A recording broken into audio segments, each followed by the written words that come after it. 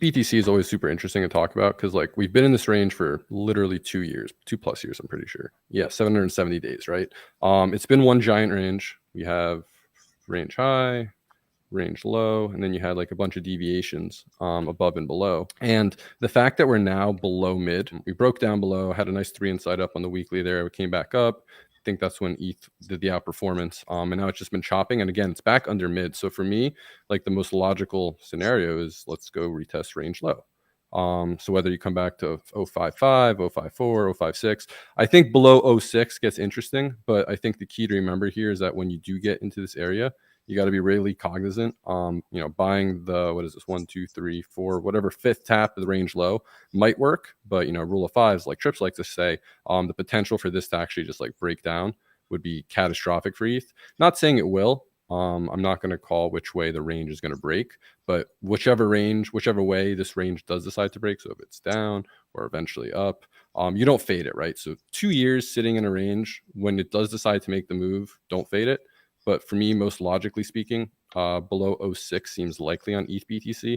So if we relate that, to Bitcoin and ETH underperformance, yeah, we have a lot further or a lot lower we can go on ETH in that scenario, right? So that's where like situations where people are saying like, Phil, you're saying 7,500. Like, what if I threw the number $700 for ETH? What would you think of that, Phil? Well, I would say 2 things. First, pull up my ETH BTC.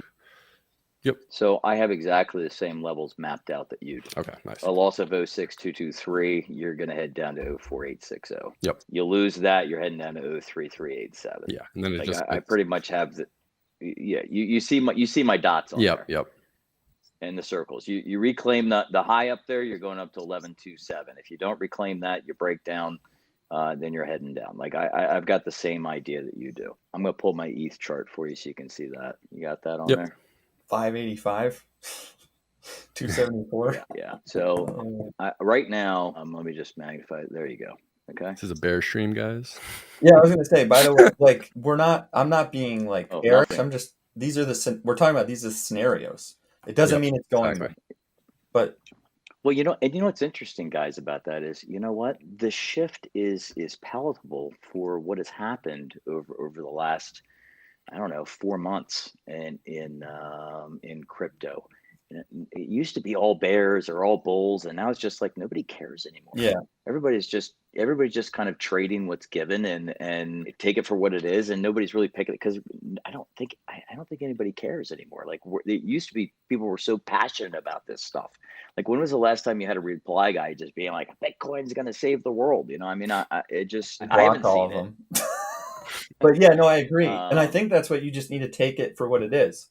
You can make money in this Right. market still, and you're right. just trading it up and down, picking the spots where you think price is going to go for the reasons that you have, and like it doesn't really matter what the asset is. Like that. Yep.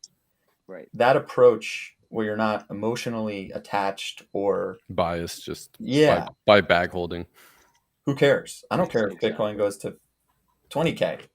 If you could short it down to 20K. I don't care if it goes to 2 million as long as I'm longing it on the way. Yeah. So what do you say? Question to all speakers. Can you comment about vertical volume profile on higher time frame, and do you use in TA?